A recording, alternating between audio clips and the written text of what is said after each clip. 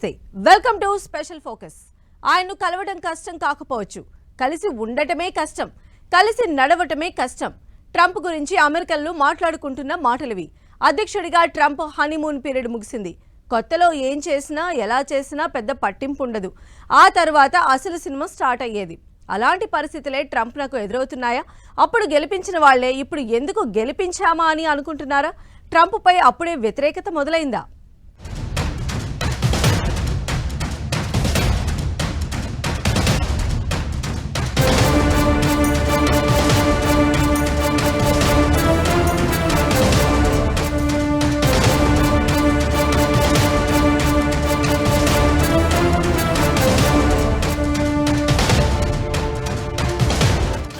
గెలుపు కోసం కష్టపడ్డారు అప్పుడు, ఎందుకు గెలిపించామా అనే బాధ ఇప్పుడు.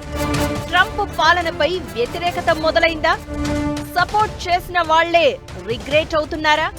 అధ్యక్షుడిగా ముగిసిన హనీమూన్ పీరియడ్ ట్రంప్నకు సొంత దేశంలో ఇబ్బందులు తప్పవా? ట్రంప్ నెల పాలనపై అమెరికన్ల మాట ఏంటి? ఆయన గెలుపును తమ గెలుపు అన్నారు. గెలిచి తీరాలని, ఆ గెలుపు కోసం ఎంత దూరమైనా వెళ్లేందుకు సిద్ధం అన్నట్టుగా ప్రచారం టైంలో కనిపించారు జనాలు. ఆ పట్టుదలే ట్రంప్నకు అద్భుత విజయాన్ని కట్టబెట్టింది. రెండోసారి అధ్యక్ష పీఠంపై కూర్చోబెట్టింది. ట్రంప్ పాలనపై అమెరికా పెట్టుకున్న ఆశలు అన్నీ ఇన్ని కావు. America great again, America first నినాదాలు ఆ దేశ జనాలను ఆకట్టుకున్నాయి. అమెరికన్లుగా తలెత్తుకునేలా పాలిస్తాను అని ట్రంప్ హామీ ఇచ్చారు. దీంతో అమెరికన్లు కూడా తామంతా ట్రంప్ వైపే అంటూ భారీగా ఓట్లను వేసి గెలిపించారు. అధ్యక్షుడిగా బాధ్యతలు తీసుకున్న క్షణం నుంచి తన మార్కు దూకుడు చూపిస్తున్న ట్రంప్ ప్రపంచ దేశాలకు నిద్రలేని రాత్రులు మిగిలిస్తున్నారు. అమెరికాను మళ్లీ గ్రేట్ చేయడమే లక్ష్యం అన్నట్లుగా ఇలాంటి నిర్ణయాలు తీసుకుంటున్నాను అని ట్రంప్ చెప్తున్నా ఆయన విధానాలు అక్కడి జనాలకే చిరాకు తెప్పిస్తున్నాయా? సొంత పార్టీ నేతలే కోపంతో ఊగిపోతున్నారా అంటే అవును అనే ఆన్సరే వినిపిస్తోంది.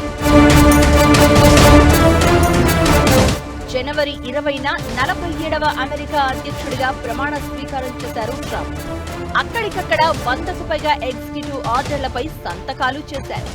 క్యాపిటల్ హిల్స్ దాడి నిందితులకు క్షమాభిక్ష ఘటనతో పాటు అక్రమ వలసదారుల డీపోర్టేషన్, సరిహద్దు భద్రత, కెనడా, మెక్సికో లాంటి దేశాలపై పన్నుల్లాంటి కీలక నిర్ణయాలు తీసుకున్నారు. రెండోసారి అధికార పగ్గాలు చేపట్టిన ట్రంప్ దూకుడుగా ప్రవర్తిస్తున్నారు. అమెరికా ఫస్ట్ నినాదంతో అధికారంలోకి వచ్చిన ట్రంప్ అన్ని విషయాల్లోనూ అమెరికా ఆధిపత్యాన్ని ప్రదర్శిస్తున్నారు. మిత్రులు, శత్రువులు తేడా లేదు, అన్నింటా వ్యాపార ధోరణి ప్రదర్శిస్తున్నారు. ఒప్పుకుంటే సరే, లేదంటే బల ప్రయోగానికి సిద్ధమంటూ హెచ్చరికలు జారీ చేస్తున్నారు. ఈ పరిణామాలు ట్రంప్ వ్యవహార శైలిపై మిత్రదేశాల్లో టెన్షన్ పుట్టిస్తున్నాయి. ఇన్నాళ్లు అమెరికా ఉందిలే, ఏదేమైనా చూసుకుంటుందనే ధైర్యంతో ఉన్న నాటో సభ్య దేశాలు కూడా ఇప్పుడు ఆలోచనలో పడినట్లు కనిపిస్తున్నాయి. అయితే ట్రంప్ నిర్ణయాలతో ఆయన గెలుపు కోసం కష్టపడిన వాళ్లు కష్టాల్లో పడాల్సి వస్తోంది. అప్పుడు సపోర్ట్ చేసిన వాళ్లే ఇప్పుడు ట్రంప్ను తీవ్రంగా వ్యతిరేకిస్తున్న పరిస్థితి కనిపిస్తోంది. ట్రంప్ తీసుకుంటున్న నిర్ణయాలు, అమలు చేస్తున్న పాలసీలతో ఎన్నికల సమయంలో ఆయనకు మద్దతుగా నిలిచిన వాళ్లు కూడా ఇప్పుడు ఎదురు తిరిగేలా చేస్తున్నాయి. ట్రంప్ను ఎందుకు గెలిపించామా అని రీగ్రెట్ ఫీల్ అవుతున్నారనే చర్చ జరుగుతోంది. ట్రంప్నకు, మరీ ముఖ్యంగా రిపబ్లికన్ పార్టీకి విశ్వాసవంతమైన ఓటర్లుగా పేరున్న రైతులు, టీచర్లలో ఈ వ్యతిరేకత మరీ ఎక్కువగా కనిపిస్తోంది. నిజానికి వీళ్లంతా అమెరికా గ్రేట్ అగైన్ అన్న ట్రంప్ నినాదానికి ఫిదా అయిన వాళ్లే. ట్రంప్ గెలిస్తే బతుకులు మారుతాయి, భవిష్యత్తు మారుతుందని ఆశపడిన వాళ్లే. ట్రంప్ విజయంలో ఒక రకంగా రైతులు, టీచర్లు కీలక పాత్ర పోషించారు. అయితే ఇప్పుడు మాత్రం సీన్ రివర్స్ అవుతున్నట్లు కనిపిస్తోంది.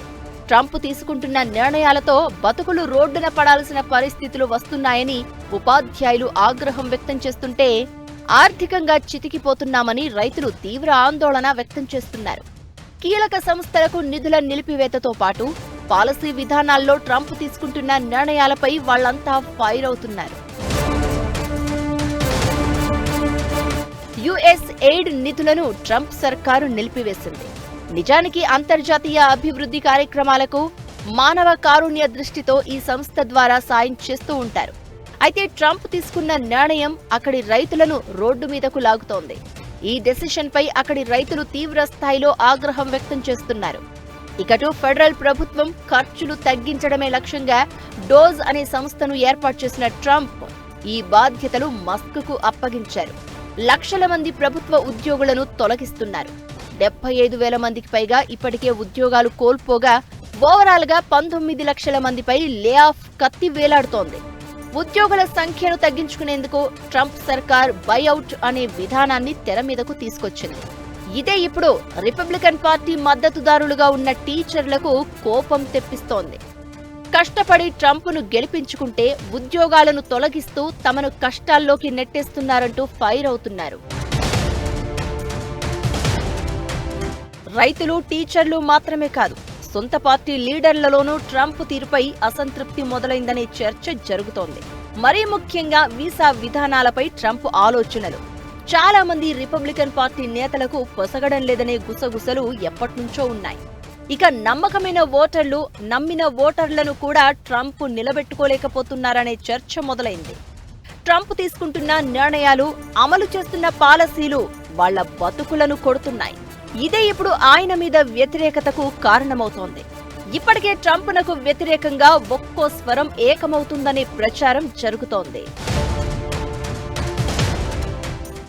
ట్రంప్ నిర్ణయాలపై అమెరికాలో రైతులు తీవ్ర ఆగ్రహం వ్యక్తం చేస్తుంటే టీచర్లు వణికిపోతున్నారు. అసలు ట్రంప్ నిర్ణయాలను వాళ్ళ జీవితాలను ఎలా ప్రభావితం చేస్తున్నాయి? యుఎస్ ఎయిడ్ కు సాయం నిలిపివేస్తే అమెరికా రైతులపై ఎఫెక్ట్ ఎలా పడుతోంది? అసలు టీచర్ల ఆందోళనకు కారణమేంటి? ట్రంప్ నాకు సెగ మొదలైనట్లేనా? ఇకపై ఆయన జాగ్రత్తగా ఉండాల్సిందేనా?